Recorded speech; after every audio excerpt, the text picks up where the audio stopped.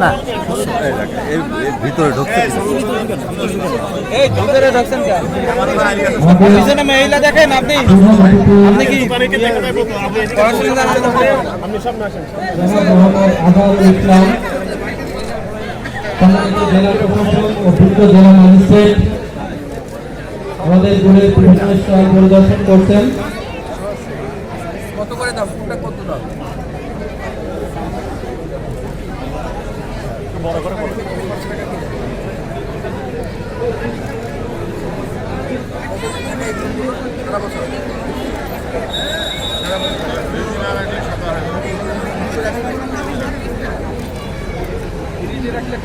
টেস্টটাও ভালো থাকে।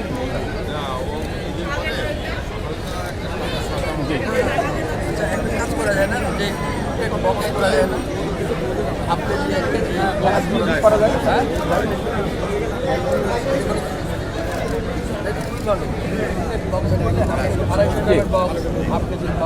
1 কেজির বক্স করে যায়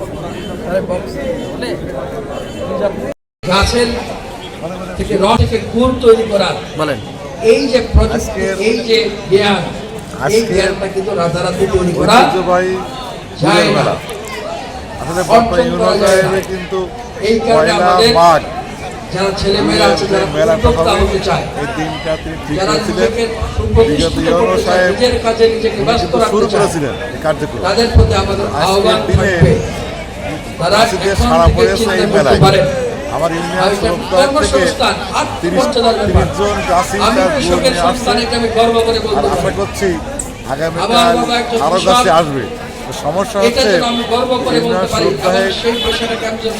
চাষিরা খুব সুন্দর গুড় তৈরি করে ভেদাভেদা গুড় তৈরি করে কারণ তার গুড়টা জানতে বিক্রি হয়ে যায় এখানে আমাদের গুড়টা আগে বিক্রি হয়ে যায়।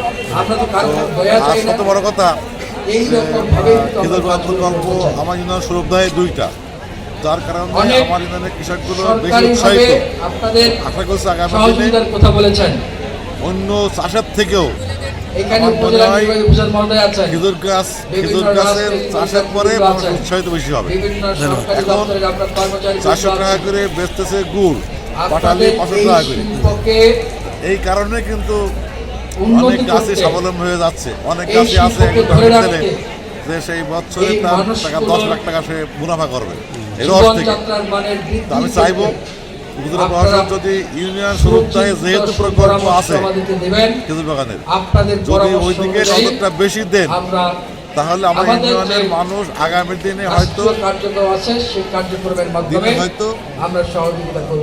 গাছ কাটার পরেই এবং গাছি হিসেবে তৈরি হওয়ার জন্য আমাদের মনে হয়। ধন্যবাদ।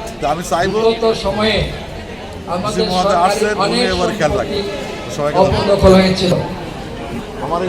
তারা ধরে রেখেছিল সেই জমিগুলো সরকারি সবার আগে নিয়ে এসছে এবং বেশি গুড় নিয়ে এসছে বেশি গুড় নিয়ে এসছে গাছ লাগাতে হবে।